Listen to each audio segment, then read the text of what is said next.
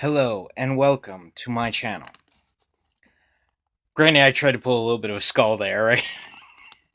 um, Today I kind of wanted to discuss one thing that, you know, a lot of people, I know there's a lot of people out there that are really interested in this, and that's the bug out bag, or the get out of, get out of the hell out of Dodge bag, if you'd prefer. Um, in doing so, I'm gonna give you a little warning ahead of time. My bug out bag is not complete yet, but this is what I can tell you so far. Um,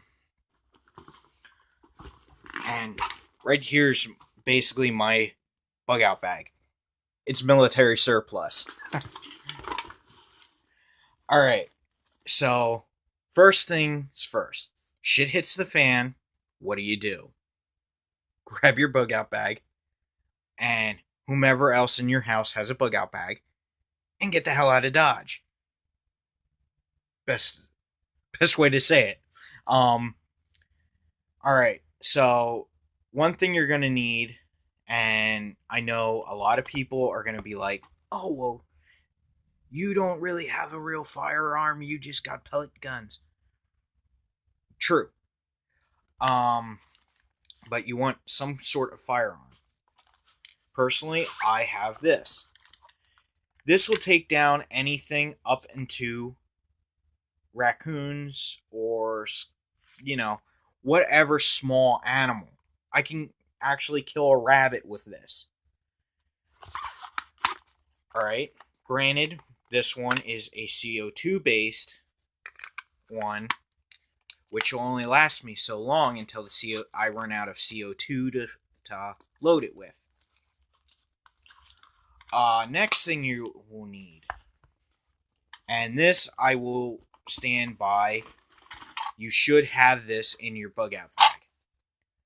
Basically, Survival 101. This is a military grade survival book. Granted, this one was made in 1970, but I'd rather have a survival book of some kind with me so that if I get into a scenario where I need advice, I can go, "Oh, well, what should I do? Oh, this is what I need to do." Number 3 on that list, a knife of some sort. You want a good knife. This is one I prefer. It's basically the knife is completely metal. The only thing that isn't metal are these parts on the hilt, our handle.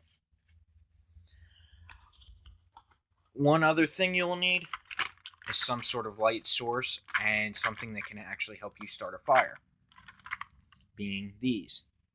I actually bought these at the dollar store. These are emergency candles that last up to 4.5 hours. I've actually seen that these actually last longer than 4.5 hours. And I actually bought these at a dollar store. Like I said, only paid $1 for them. So, another thing you'll need, and granted, I'm going to warn you ahead of time, it's in a Mentos container, is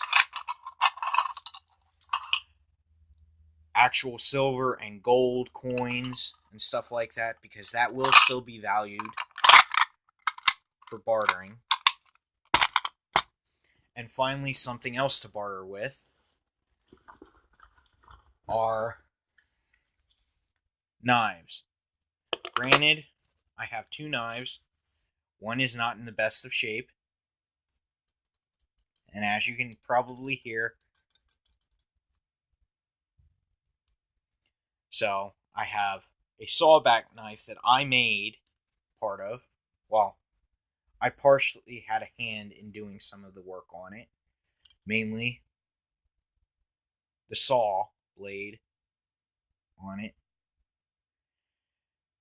This was initially a replica knife that I bought, and I just did that too. So that's one. And another one is a flip knife. It's a little cheapy knife, but it still does its purpose. But these are two things that you can use to barter with. And finally, one thing that is always, always essential. Something to make fire with. This is a magnesium rod. This right here, you can scrape off into your tinder bundle, and then you strike this part, which is flint, with a knife, which will allow for a spark. Now, granted, when you scrape the magnesium, make sure you get a lot of magnesium, because I've actually made the mistake of not putting enough magnesium into a tinder bundle and striking it, and all it does is spark and go out. And that's something you don't want. You want some stuff that's going to be flammable, and then you want to put the magnesium into that flammable spot and strike it. Now, granted, that's my entire bug out bag so far. Eventually, it will get bigger. It will have more stuff. And I intend on getting more stuff to put in it. But this is the bare essentials. This is stuff that's a must to have in a bug out bag. Like I said, though, get a survival book. Put it in your bug out bag. That way, in case you need it for a survival situation, you have it. Another thing you want to do is get a good bag. Get something that is going to be reliable. That's why I got this one. Because I can carry this two different ways. Because this bag actually has, and I should show you, a shoulder strap, but also this strap right here, which you're probably wondering what that's for. You can actually strap that around your waist and clip it on, and also have it around your shoulder so it stays on your hip. Or you can actually carry it just on your hip loosely, which it's up to you how you want to carry it, but for me that's preferred. Other than that, just make sure that whatever bag you're using is kind of waterproof, which this one is. I'm not really sure what material this stuff is made out of, but it's military grade. I got it when I ordered and this is going to be the weird part, I ordered a gas mask.